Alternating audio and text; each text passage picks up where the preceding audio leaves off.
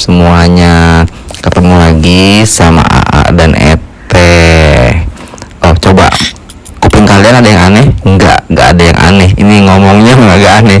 Jadi waktu itu kita recording di tempat angker, agak serem begitu. Udah selesai bungkus editing, ternyata audionya budek. Iya. Nah, kan akhirnya kita voice over deh.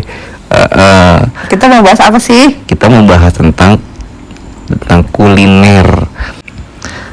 Nah, maka itu sekarang Eteh mulai tanya nih. Nah, nih, oke. Sesuatu, ya pernah sih waktu itu kalau menggunakan sesuatu yang kira-kira berhubungan sama supranatural yang aneh-aneh gitu, udah pasti pernah dong. Tapi pengalaman Eteh ini banyak kan ya, kalau cuman sekali, 2 kali, setahun sekali itu namanya kan pernah. Kalau sering itu kan berarti banyak. Sering, jadi lebih ke setahun belakangan ini, setahun terakhir lah ya, itu lebih sering daripada yang sebelum-sebelumnya begitu. Oh gitu. Jadi kalau yang paling parah banget nih pengalaman pernah dong, paling parah. Iya pernah. Yang paling parah banget. Ceritain dikit dong kita tentang pengalaman yang paling parah. Tuh kan ketawa nih. Iya. Cepet banget ketawanya dah. Kalau yang paling parah itu waktu saya lagi makan di suatu restoran kecil yang ada di dekat rumah saya, rumah aku. Di kotanya berarti. Di kota dong, di kota. Dan dia itu restoran yang paling rame, warung ya, kita bisa bilang warung karena itu kecil ya. Warung yang paling rame dibandingkan dengan warung-warung lain yang menjual makanan yang sejenis. Oke, gitu. berarti makanan populer lah ya. Iya, makanan populer. Nah, dari pengalaman itu berarti beberapa kali ya. Ceritain dong kita gimananya. Jadi pengalaman terburuknya waktu aku makan di tempat tersebut itu aku ngerasain sakit. Tapi kan kalau pusing atau sakit perut itu kan kita bisa tunjuk ya. Pusing di kepala. Pusing di kepala. Kalau sakit perut Kalau di sakit perut itu di perut. Nah, kalau meriang nunjuknya di mana? Meriang ya nunjuknya ke badan tuh. Semua badan kan nggak mungkin ya dengkul gua pusing nih. Enggak dong. Dengkul gua meriang gitu kan nggak mungkin ya. Nggak bisa. Sebadan. Meriang itu sebadan, udah pasti sakit sebadan. Bahasa Inggrisnya ngerenteg ya. Nah, jadi yang aku rasain itu semuanya sakit, semuanya di badan, ujung ke ujung. Tapi sakitnya itu lebih ke nyesek gitu. Iya, lebih ke nyesek. Kan kalau nyesek itu kan kita bisa tunjuk di dada gitu ya, nyesek ya. Tapi ini bukan di dada, di belakang sampai ke tulang gitu sakitnya gitu loh. Kayak kejepit di dalam kolam kali ya. Masuk kolam renang yang dalam banget gitu kan. Iya, bisa jadi seperti itu. Jadi karena itu nyesek banget itu rasanya, nyesek dan itu sampai ke tulang-tulang itu sakitnya gitu loh. Tapi itu kronologisnya gimana? Coba diceritain nih, kok bisa sampai berasa? Apa udah pernah makan? Apa belum pernah makan? Gimana? Coba. Jadi pokoknya aku tuh udah beli makan di situ 1, 2 kali, 3 kali itu aman. Udah 3 kali? Iya, udah 3 kali itu aman. Cuma untuk yang keempat kali itu aku mulai berasa nggak enak tuh di situ. Oh, gitu. Ternyata nggak baru sekali langsung kena ya? Enggak dong. Udah 3 kali, terus yang keempat itu baru aku ngerasa di situ aneh tuh. Aku mulai ngerasain sakit kayak gitu. Terus aku makan lagi kan yang kelima kali aku makan lagi di sana karena emang kebetulan makanannya enak, aku suka. Makanannya enak. Iya, makanannya enak, aku suka, makanya aku berulang kali beli di situ gitu loh. Makan di tempat bungkus? Enggak dibungkus dong. Gitu. Jadi karena aku mulai curiga, kenapa ya gue selalu kalau makan di sana tuh selalu sakit gitu. Aku mulai curiga, aku cobalah ke tempat lain yang menyajikan menu yang sama kayak dia. Perbandingan gitu. Iya, karena kan aku takutnya kolesterol atau aku asam urat atau apalah gitu, penyakit medis lainnya gitu kan. Aku coba cari perbandingan ke restoran lain dan ternyata restoran lain itu aman, aku makan dengan menu yang sama. Aku aman, berarti aku bukan kolesterol, aku bukan asam urat, aku bukan penyakit medis yang lain. Jadi aku bisa simpulkan kalau aku itu terkena suatu yang aneh dari sisi supranatural, tidak normal begitu. Jadi ini sampai separah itu endingnya bagaimana tuh? Endingnya ya aku grounding, cleansing dan grounding karena aku udah tahu itu sesuatu yang nggak normal, bukan medis begitu. Kan otomatis kita kalau mau tahu itu suatu medis atau bukan itu kan kita kan harus tahu pasti dulu ya. Kita Iya, nggak bisa mastiin lah ya. kita nggak bisa apa-apa, wah apa-apa supranatural, apa-apa demit, apa-apa supra gitu kan, nggak bisa kayak gitu ya. Nggak boleh lah, kita Nggak boleh. takutnya malah jadi fitnah. Iya, takutnya jadi fitnah. Kita harus mengedepankan akal sehat kita dulu kan. Betul, gitu. nomor Kalau satu.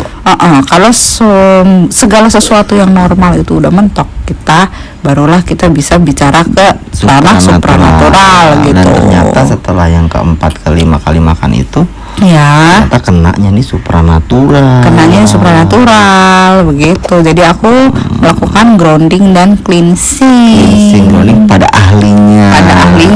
ahli supranatural. Oke. Begitu. Gitu. Sebenarnya kalau dilihat-lihat di pinggir-pinggir jalan tuh kan banyak banget tempat-tempat resto-resto yang pakai nomor-nomor hoki, Ya. nama-nama ajaib, nama-nama hoki. Itu ngaruh gak sih sesuai dengan pengalaman Eteh yang udah juara kuliner jajanan ini? Ngaruh sama sisi supranatural gitu, Iya, kayak ke penglarisan gitu ya. Betul. Sebenarnya itu nggak ngaruh sih.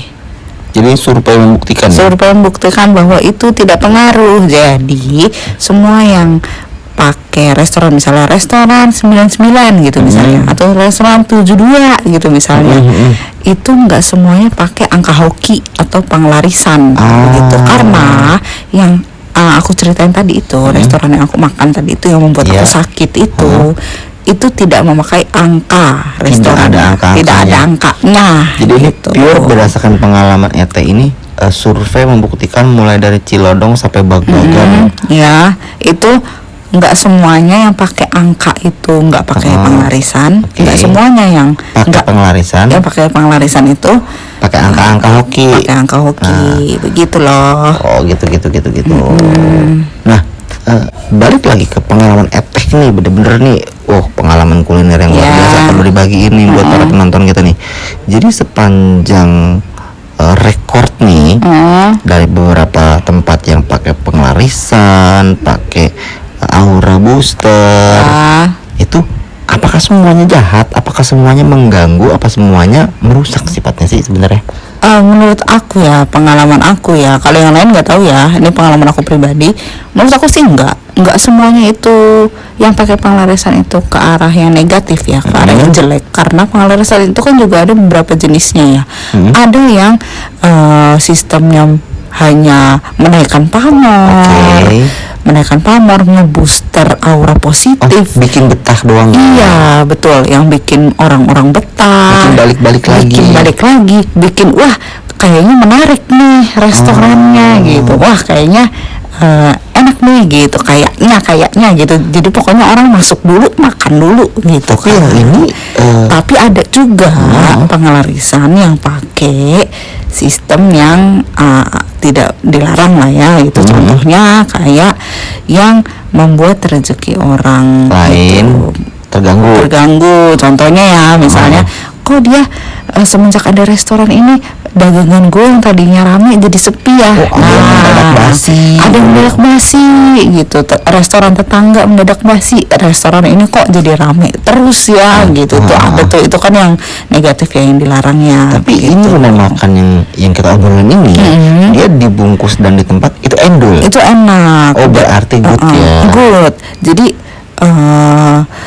menurut aku sih kalau rumah makan ini itu nggak yang pakai negatif gitu, itu hanya karena aku punya kepekanan berlebih, orang-orang yang memiliki kepekanan berlebih atau pada kondisi kepekanan tertentu, mereka akan bersinggungan dengan si energi yang besar ini. Atau lebih tepat kaget kali ya, tidak siap dengan ledakan energi yang digunakan untuk penglarisan ini begitu.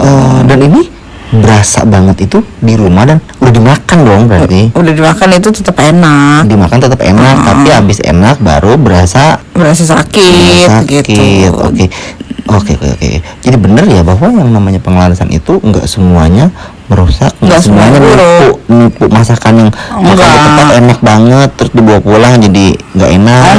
Enggak. Oke. Jadi kita nggak boleh prasangka buruk. Nggak boleh prasangka buruk dong, gitu. Jadi Teh ini tolonglah kasih teman-teman kita pada para perjajan kuliner ini tips and trick deh buat yang mau makan tapi takut kena restoran yang aneh-aneh atau gimana. Coba deh. Tips and trick yang pertama itu ya berdoa. Sebelum makan udah pasti harus berdoa dulu dong. Wajib. Daripada lu instastory foto-foto ngerekam itu nggak apa-apa sih, cuma yang penting berdoa dulu sebelum makan. Dengan kita berdoa kan kita menyerahkan segala sesuatu yang tidak kita ketahui kepada Tuhan, Sesuatu yang di luar kemampuan kita. Iya, kita berdoa untuk minta perlindungan kepada Tuhan untuk sesuatu yang sekiranya akan membuat kita rugi, membuat kita sakit, membuat kita celaka gitu kan. Kita berdoa. Termasuk juga memohon keberkahan. Iya dong, bersyukur. Ya itu benar. Minta perlindungan udah pasti. Doa adalah kunci ya. Iya dong gitu. Bahkan nggak cuma pas sebelum makan aja, sebelum kita keluar rumah pun kita harus berdoa dong. Oke, pada akhirnya kita cuman minta supportnya. Like, subscribe. IG-nya apa IG-nya? IG-nya itu Vladitya dan Vladitya Dakrum. YouTube-nya Kamar Gelap Vladitya. Dan TikTok kami Vladitya Dakrum. Jangan lupa di like, di support, di subscribe, Komen dan di share.